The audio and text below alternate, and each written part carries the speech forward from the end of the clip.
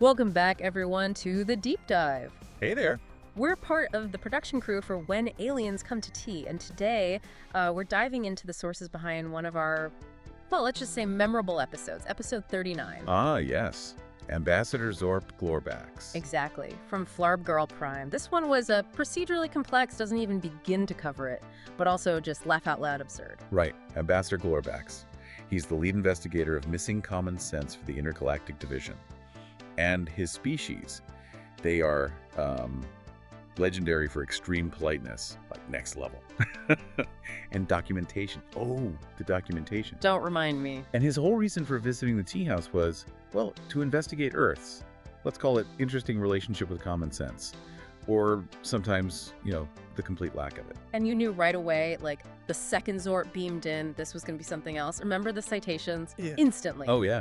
He wasn't even fully materialized, and the citation pad was out. In triplicate, of course. It was incredible, like, citing us for failure to provide adequate signage indicating which direction is up. Reviewers, gravity, hello, and the T instructions. Criminally vague, apparently.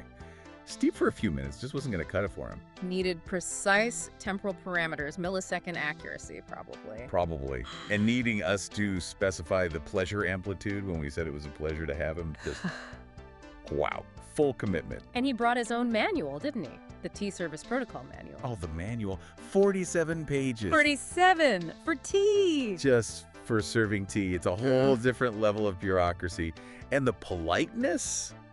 The sheer chaos his, pathologically polite nature caused, trying to order tea. Took about 5 minutes per sentence. 73 words or more, I think we counted, just for a simple cup. It was agonizing, but also, completely hilarious. And we absolutely have to talk about the great accidental compliment fiasco. Oh, God, yes.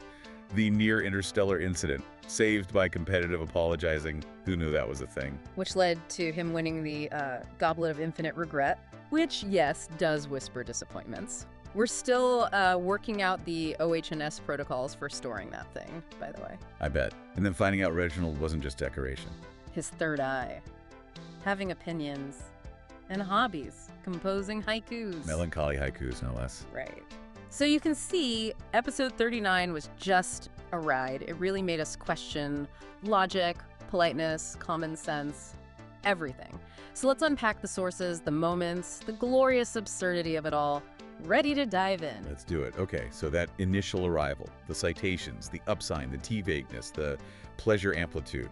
What's the core clash there? What does it immediately tell us? Well, it just screams mismatch, doesn't it? His culture demands everything be explicit, quantifiable, zero ambiguity allowed. Exactly. Data points for everything. Whereas we rely so much on context, assumptions, unspoken stuff, which is exactly what drove him nuts. Like asking if you need a license to drink Earl Grey because it's named after nobility. It just shows how deep that procedural thinking goes for him. Totally. And that 47-page manual wasn't just a funny prop. It showed that for his species, everything needs a procedure, even making tea. His confusion over Earl Grey just underlined how rigid his world is. And he lived it. He didn't just follow the rules, he was the rules, bringing his own gavel. And those forms. Well, the forms.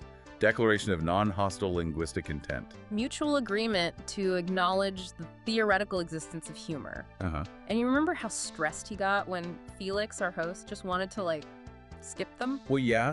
To Zorp, skipping them wasn't casual. It was like saying, let's just skip sterilizing the scalpels before brain surgery. Yeah. These were safety protocols for him, prevent catastrophic misinterpretation, and honestly, given his background, maybe he had a point. Which is a perfect lead into that background. Flarb Girl Prime, why are they like this? Mandatory euphoria sirens, those politeness hierarchies. 73 ways to say no. It sounds intense. Exhausting, probably. But it suggests a society terrified of conflict, trying to manage every single social interaction with rules. And Zorp's own story fits right in, that memory of saying no when he was 7. Mm-hmm. Directly saying no. And getting diagnosed with acute directness disorder, sent off for 6 months of circumlocution therapy. It's funny in a dark way, right? 6 months learning how not to be direct. It explains so much about how he talks, or, well, doesn't talk directly. No kidding. And his job title, Investigator of Missing Common Sense.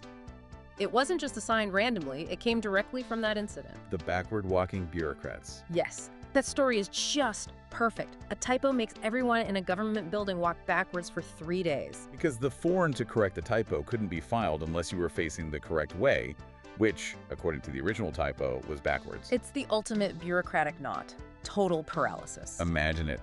Hundreds of people shuffling backwards, bumping into things, all because the paperwork said so. That kind of experience. Yeah.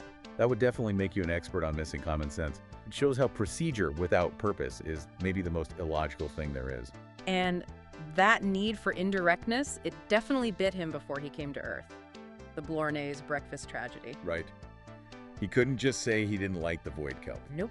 Instead, he gives this 40-minute lecture on his metabolic rhythms and digestive pathways, all wrapped up in super polite language. Which the Blarneys completely misinterpreted. They thought it was some kind of high-level Flarbgarl insult hidden in the politeness. Resulting in Economic sanctions. A total disaster caused by being too polite, ironically. It's a perfect example of how extreme politeness can backfire spectacularly across cultures. And that great accidental compliment fiasco. Knowing that symmetrical scars are an insult there changes everything. Absolutely. What's high praise for one species, like admiring unique asymmetry, is a deep insult for another, and resolving it with competitive apologizing, and winning the goblet of infinite regret. Which whispers. Which whispers. It sounds nuts to us, but in that specific diplomatic context, it was their weird, stylized way to restore face and agree they were both sorry. It just shows common sense about fixing problems is, well, not common at all. So how did he actually interview people if he can't ask direct questions or, say no? He had workarounds, those interpretive gurgles he used. Ah, yes. The gurgles. They're kind of nonverbal loophole, a way to signal confusion or doubt without breaking the verbal politeness rules. Clever, actually. And his literal-mindedness must have caused chaos with figurative language. That poetry incident on Versus is sick. Oh, yeah. Hilarious. A poet says her heart is a burning star and immediately calls for emergency medical teams. Because, logically, that's fatal. Exactly. Metaphor. Simile. They just weren't in his programming initially. Realizing language could be flexible, that it could contain beautiful lies, as he put it. That was huge for him. A big step towards understanding communication is more than just data. It's about feeling, connection, stuff you can't easily file. Okay, so let's pivot to Earth. His main case study. He came looking for missing common sense. And boy, did he hit the jackpot. Right. From his view, so much of our normal stuff was just completely off the wall. He was taking notes constantly. Metal sky tubes, airplanes, harmful beverages, soda, coffee, booze, acting, deliberately lying for fun, fashion. Why do clothes suddenly become unacceptable? All logged as prime examples of Earth's peculiar illogic. And he even got the listeners involved, asking you out there to file your own common sense citations on yourselves. And steep Lesset circuits compiled it all. The Human Self-Incrimination Evidence Database. Some of the submissions were gold. It's kind of terrifyingly effective, isn't it? Crowdsourcing human weirdness shows a lot of self-awareness, maybe, or just enjoyment in confessing our baffling habits. Could be both. And the specific things he zoomed in on were perfect examples, like small talk about the weather. When we have planetary climate control, why? It baffled him. Why exchange useless data when the environment's fixed? It just highlights how much human chat is about bonding, not info. Totally alien to him. Sarcasm. Human sarcasm. He counted, 247 varieties? Something like that. And how one word like fire means amazing and terrible. Good luck documenting that logic. It's a nightmare for literal interpretation. Relies completely on tone, context, facial expression. Knowing the opposite is meant, he needed translation matrix therapy just to start processing it. It's peak human communication defying simple logic. Queuing. Remember the queuing analysis? Comparing efficient lunar lines to Earth classic. Earth classic. Nice euphemism. Yeah. Where suggesting a faster way gets you whacked with an ancestral handbag. That anecdote was telling. It wasn't just random violence, it was defending tradition. A physical, this is how we do it because we always have. Efficiency be damned. Which links to other stuff he found, like Martian Tunnel Tuesday. Right. Celebrating a collapsed tunnel centuries after it was obsolete. With fake cave-in sounds. Logically, it's absurd. Emotionally, it's community history. He had to invent a new citation. Justified illogic via historical attachment. And tipping. Seriously, we have FTL drives, but we can't standardize tipping across human space. Mandatory here, an insult there, complex percentages elsewhere. Zorp's predictive models just melted down. Couldn't quantify cultural pride, post-diaspora politics showing up in tips, sheer human stubbornness. It's perfect. We conquer space, but can't agree on how to pay for coffee.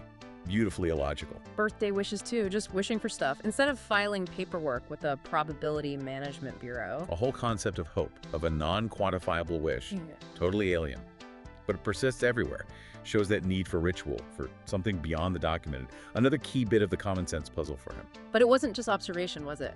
Zorp changed too. His relationship with Florm, 17 weeks of paperwork just for one date. Yeah, that really showed the crushing weight of his own culture's bureaucracy on personal life. And then on the third date, the radical act of just talking. No forms. That was huge for him, a real rebellion, valuing connection over protocol. Then meeting those freestyle farmers on Boblington Minor. Remember them. Who threw out all procedure, all documentation, just went with instinct and connection to the land, and were incredibly successful. That had to shake him. Seeing a system thrive based on intuition, directly challenging his belief that documentation equals efficiency. A massive turning point. Which kind of inevitably led to his own breakdown or breakthrough, chaos filing his chaos files. Trying to document the undocumented, resulting in total, beautiful bureaucratic meltdown, and having to file a citation against himself. For excessive logical pursuit of illogic? Perfect. It's wonderfully self-referential. Shows even the expert can get lost when the system breaks. And through all this, you saw his motivation shift, didn't you? It wasn't just about finding errors anymore. He was looking for connection, seeing the illogical bits as maybe how beings actually connect. Finding beauty in the mess. It changed his whole philosophy, made him question that core Flarb-Garl idea, Axiom 33. That which is not documented does not exist. And starting to draft Axiom 34 beta. That which exists most powerfully may transcend all documentation. Boom! That's the core of it, isn't it? Love, intuition, humor. The big stuff often escapes the forms. Realizing that maybe not filing the chaos was the filing, acknowledging a different order, mind blown. His journey in a nutshell? Yeah. Understanding paradox. And his advice to his younger self, say no. Just say no, trust your gut. For someone from his background, that's revolutionary. Learn from messy reality, not therapy. That new perspective really got stress tested in the rapid fire round, though. Quick answers, no forms, pure panic for Zorp. Oh yeah, his internal systems were screaming. Every question was a procedural violation. Choosing Earl Grey tea over finding Form 27B, that felt like a huge win for him. It really did. And admitting he sometimes misfiles on purpose. The scandal? You saw glimpses, right? Under pressure, bits of spontaneity, rule breaking, the conflict inside him. And how he described Steep, that careful modulated gurgle of respect, curiosity, and then completely losing it and inventing quantum chaos filed analogically. The pressure cooker worked, and Reginald, his third eye just starts composing haikus mid-round. Forms abandoned here, chaos finds its own dark path, regret is a form. Just perfect timing, Reginald. Amazing. Okay, finally, the tea time conundrum from the episode. We touched on the previous one, AIs becoming middle managers. Which Zorp neatly labeled bureaucratic awakening. Very on brand. Listener theories about unions or boredom were great, though. But the new one Zorp brought, the 3-day tea paradox. Right, 3 days of intense, complex preparation. For 3.7 seconds of optimal tea steeping time. He loved that one, because it echoed some of Flarb-Garl's own crazy rituals. It makes you ask, what's the point of the ritual? Does the prep become more important than the result? What happens when that meets a grab-and-go world? Is the ritual the goal? Or the tea? Is it a time warp? Or just common sense being really uncommon? And Zorp's take was brilliant. Cite both sides. The crazy 3-day ritual and the total lack of ritual, both, he decided, were illogical extremes at a balance. So wrapping this deep dive up, what's the big takeaway from episode 39 and Zorp's visit? Well, I think it's fundamentally that common sense is anything but common or universal. It's cultural. Zorp's journey, from rigid rule follower to someone appreciating paradox and finding beauty in undocumented chaos. It reminds us logic comes in many flavors, and maybe the most important stuff can't be filed away. He apparently filed the whole episode experience under functional impossibilities worth repeating, which sounds about right. Steep clocked him at 127 citations filed, 12 new paradoxes identified, and, wait for it, 1.5 metaphors successfully navigated. 1.5. Progress. Definitely progress. Look, if you haven't experienced this episode, the full glorious descent into bureaucratic absurdity and surprising insight, you really need to. Go listen to or watch the complete When Aliens Come to Tea, episode 39, Ambassador Zorp Clorbacks. You won't regret it. Or maybe you will, in a good way. Highly recommended. And if you have heard it, tell us. What was your favorite illogical moment?